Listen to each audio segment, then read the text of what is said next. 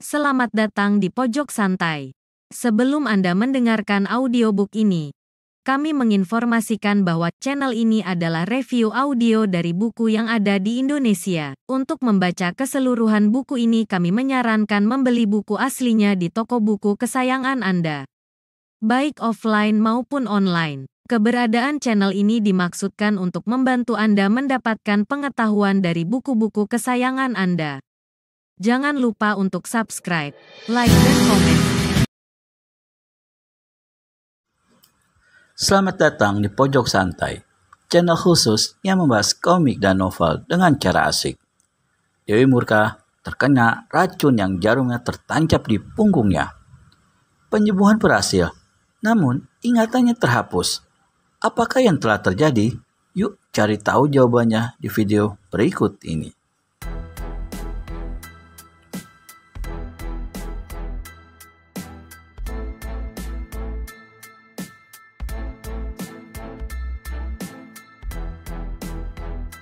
Apakah kau tak ingat seorang pemuda tampan yang menjadi murid si gila tuak?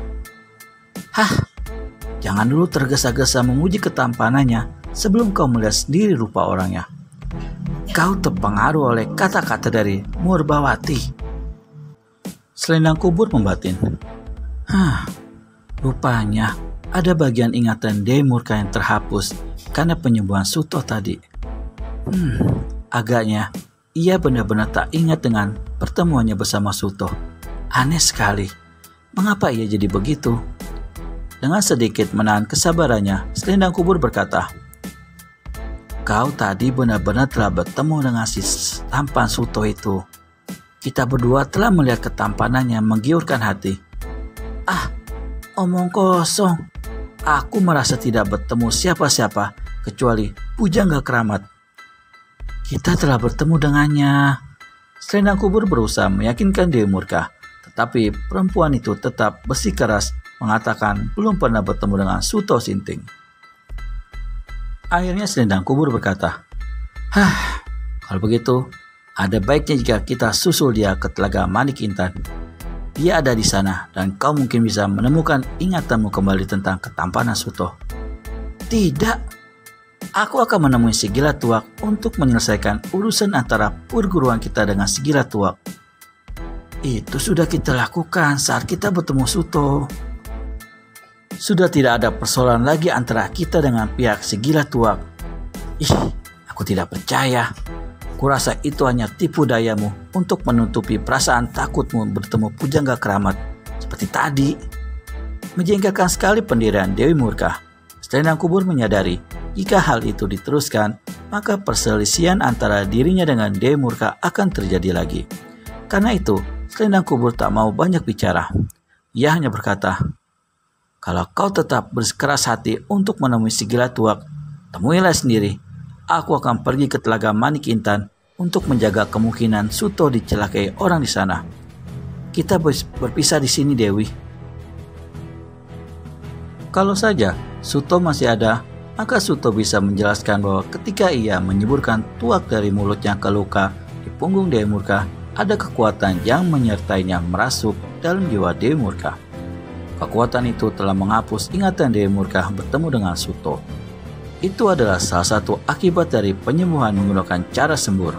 Cepat sembuh, cepat kering, dan cepat pula hilang ingatannya tentang Suto. Sayang sekali, Suto sudah berkelebat pergi dengan kecepatan lari yang cukup tinggi.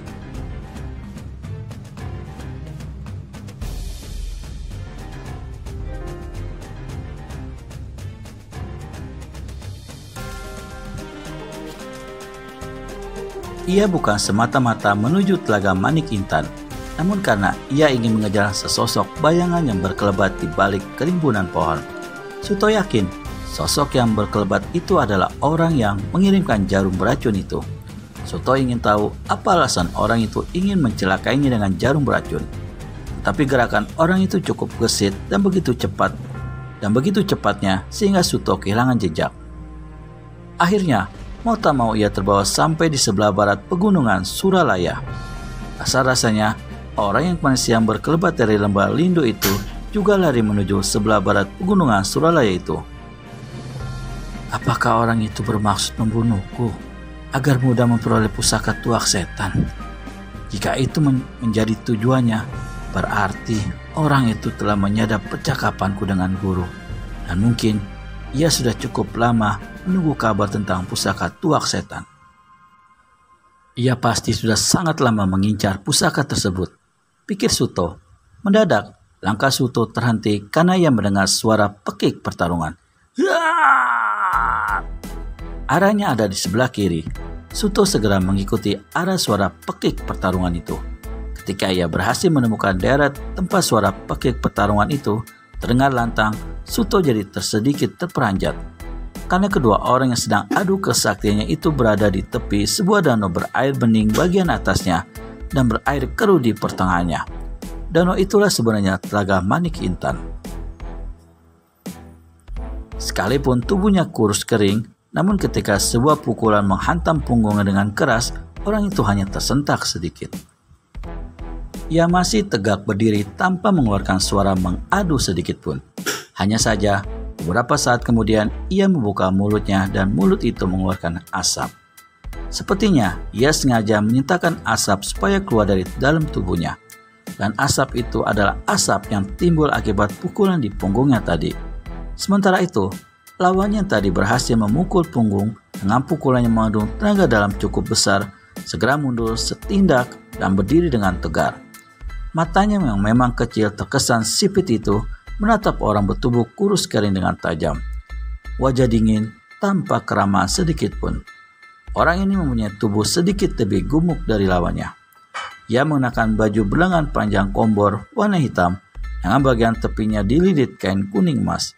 Celananya juga hitam dan punya lilitan kain emas. Di pinggangnya terselip sebuah pedang dengan sarung pedang warna perak. Sementara di bagian kepalanya ada kain pengikat berwarna merah tua, membuat penampilannya kelihatan lebih ganas lagi. Orang ini mempunyai kumis sedikit tebal dan cambang tipis yang menambah angker wajahnya yang berusia antara 45 tahun. Sedangkan orang kurus kering itu bermata cekung, berjenggot abu-abu dan rambut acak-acakan tanpa ikat kepala. Pakaiannya serba biru dengan baju potongan jubah yang tidak pernah dikancingkan bagian depannya. Dadanya telah tipis bertonjolan tulang iga. Orang ini dalam keadaan basah kuyup, sepertinya habis terendam air dalam telaga tersebut. Siapa mereka itu? Ada persoalan apa sehingga mereka bertarung di tepi telaga? Sebaiknya aku tak perlu ikut campur urusan mereka. Lebih baik aku duduk di balik semak ini sambil menonton pertarungan mereka, kata Suto dalam hatinya. Ia segera menggeser bumbung tuak dari punggung, lalu menengadahkan kepala dan menenggak tuak sedikit. Terdengar orang berpakaian serba hitam itu berkata pada lawannya yang masih tegar berdiri dengan kedua tangan berkuku panjang siap menyambut serangan. Satu gebrakan lagi kau rubuh dan nyawmu minggat. Kuperingatkan padamu, menyerahlah. Selagi hatiku baik padamu, cepat serahkan benda itu dan selamatkan nyawamu dari amukanku. Kata-kata itu ditertawakan oleh orang kurus berpakaian serba biru. Rambutnya yang meriap di mata kanan dibiarkan saja, membuat wajah itu semakin berkesan bengis dalam usia antara 50 tahunan. Kau salah alamat, Datuk Maragadai, katanya. Benda yang kau cari itu tidak ada di tanganku. Omong kosong. Kau telah menyelam di dalam telaga itu dan pasti kau telah memperoleh benda itu. Sentak orang yang disebut Datuk Maragadai itu. Dan sentakan itu kembali ditertawakan orang kurus yang kali ini berdiri dengan tenang sambil mengusap-usap jenggot abu-abunya. Suto membatin. Oh, orang yang berpakaian hitam itu bernama Datuk Maragadai. Lucu juga. Mungkin dia kalau sedang marah mempunyai kebiasaan menggadaikan barang-barangnya sehingga dijuluki Datuk Maragadai. Suto cekikikan sendiri di balik persembunyiannya. Matanya kembali menatap dua tokoh tua yang masih bersih tegang tentang barang yang harus diperebutkan. Orang kurus kering itu berkata, "Aku memang telah menyelam di dalam telaga itu, tapi di sana tidak ada apa-apa. Tidak ada yang kuperoleh dari dasar telaga kecuali kekecewaan. Mana ada orang yang mau percaya dengan mulut kotor murid malaikat tanpa nyawa. Datuk Muda, orang paling licik di seantero jagat adalah kau, Cadaspati. Dan mulut orang licik selalu menyemburkan kebohongan. Agaknya aku terpaksa harus memaksamu menyerahkan pusaka tuak setan dengan menghancurkan mulutmu lebih dulu, Cadaspati. Akankah terjadi pertarungan di antara mereka? Temukan jawabannya di video selanjutnya hanya di channel Pojok Santai.